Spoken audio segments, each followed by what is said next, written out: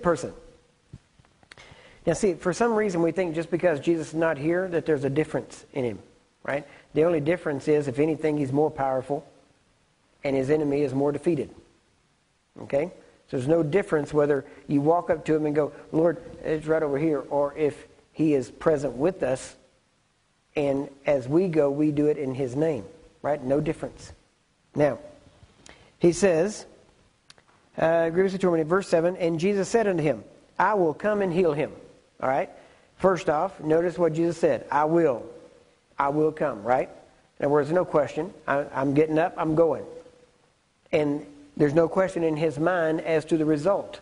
What the result going to be? He's going to be healed. Right. Was there any, I mean, think about this situation for a second. Put yourself there. You're sitting around listening to Jesus teach.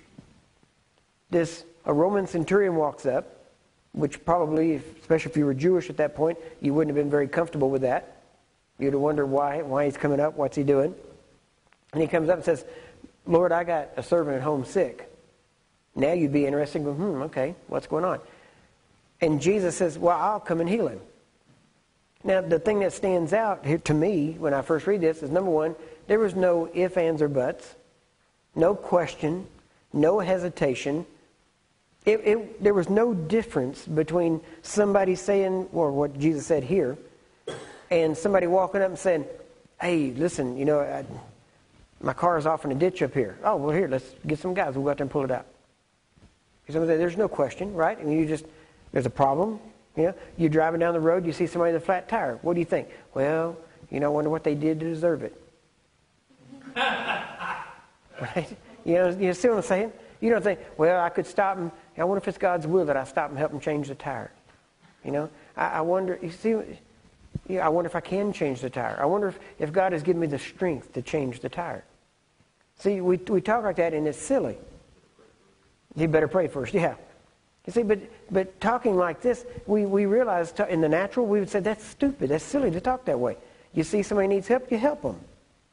It's not a matter of, well, God's will, not God's will. Of course it's God's will to help them. Why wouldn't it be God's will to help them? Well, if it's God's will to help them, get their tire fixed, how much more would it be God's will to help them whenever his son died to provide the help that they need? See, we have to get real with this stuff and realize, I don't know why it seems so hard for the church to get the fact that this is warfare, that the devil, the sickness and disease is an enemy. It's something that we're to hate, something that we're to, anywhere we see it, we're to not fight it, but to defeat it.